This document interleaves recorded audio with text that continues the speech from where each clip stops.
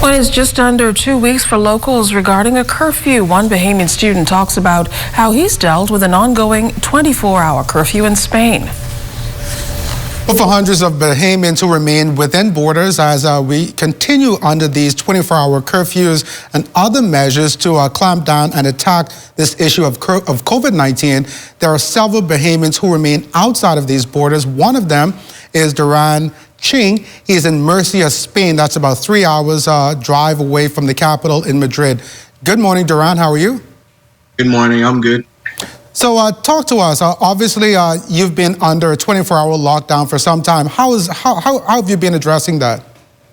Well, first of all, I'd like to thank God for keeping me safe, because it's been really hard here. We've been on a 24-hour lockdown for 20 days straight so far. I've only stepped outside my house twice since then, and to be honest, I'm going crazy in this house. I've taken the necessary precautions. I've got my gloves, I've got my mask, I've made sure I got some bleach, some cleaning supplies. So I try to keep my house clean like 3 times a week. But yeah, I'm just social distancing myself because they implemented a law saying that you're not allowed to go outside unless it's to the grocery store. Now, the government there in Spain, what measures have they put in place to ensure that Spain residents remain indoors and continue to follow those guidelines to really attack this issue of COVID-19? Well, what they're doing is that they have assigned certain days for people to go to the stores so that they can keep the numbers of being in contact with other persons down to a minimum.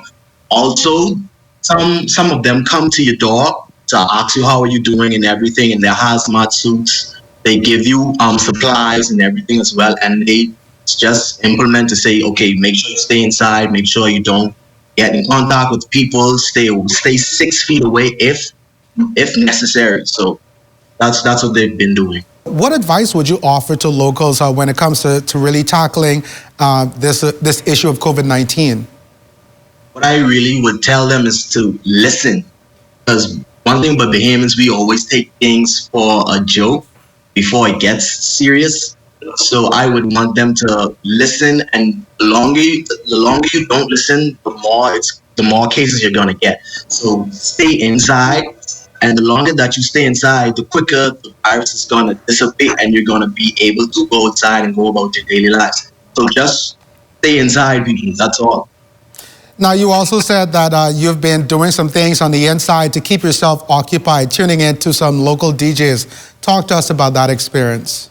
Yeah, I've been listening to Overdose Radio. He's a local DJ back home. He's 19 years old, and every night he's been doing the curfew. So I've been tuning into him. I've just been getting my flag, dancing around, doing entertainment for other Bahamians too, because I know how hard it is to be inside your house for 24 hours and you can't even step outside your house. How have your classes been adjusted now that they're completely online? Now that my classes are online, it's been really hard for online classes because one, you're in your house, and then you have to go to class. You're already in that state of I'm comfortable. Like, classes are hard to do, and then listening to the teacher while they talk, and then when they ask you questions, they don't have our video or our audio on, so you have to keep typing them to give them feedback. So it's kind of challenging to actually put your input into it. But I've been coping. Thank you for speaking with us.